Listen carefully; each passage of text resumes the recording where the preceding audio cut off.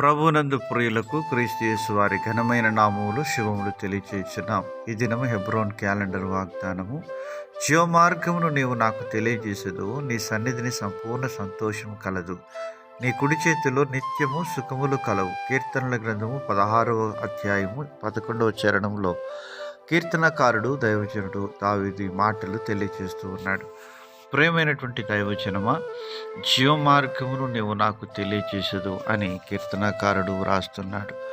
ప్రభువైన యేసుక్రీస్తు వారు ఆయన ఈ లోకంలో తండ్రి యొక్క చిత్తాన్ని చేయడానికి దిగివచ్చి ఆయన సిలువలో తన ప్రాణం అర్పించే వరకు ఆయన దేవుని యొక్క చిత్తాన్ని చేస్తూ వచ్చినట్లుగా చూస్తూ ఉన్నాం. దేవుణ్ణి తన కుడిపార్శ్వంలో చూస్తున్నట్లుగా ప్రభువైన యేసుక్రీస్తు వారు శిలువ త్యాగాన్ని, ఆ యొక్క మరణాన్ని అనుభవిస్తూ వచ్చినట్లుగా మనం చూడగలుగుతున్నాం.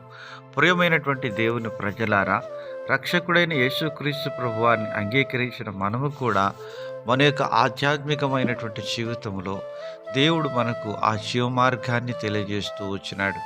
ఆ జీవ మార్గమే ప్రభువైన యేసుక్రీస్తు వారు. యేసుక్రీస్తు ప్రభుని ఎరుగుటే నిత్య జీవమని పరిశుద్ధ గ్రంథం బైబిల్ సెలవిస్తూ ఉంటున్నది.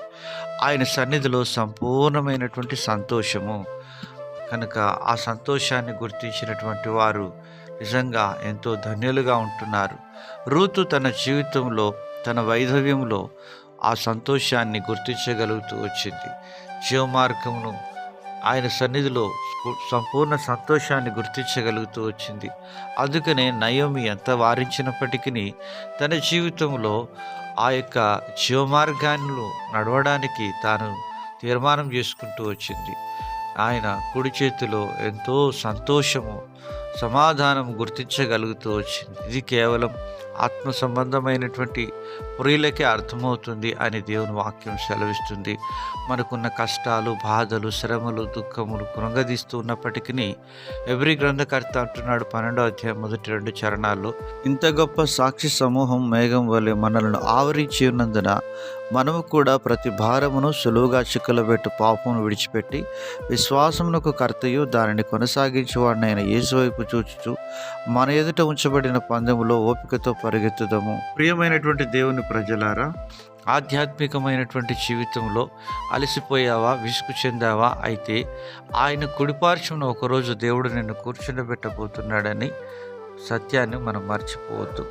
అయితే మనం పరిగెత్తి జయం పొందినటువంటి వారు, జయించువాడు నా దేవుని ఆలయములో ఒక స్తంభముగా నాటిదనని ప్రభు సెలవిస్తున్నాడు.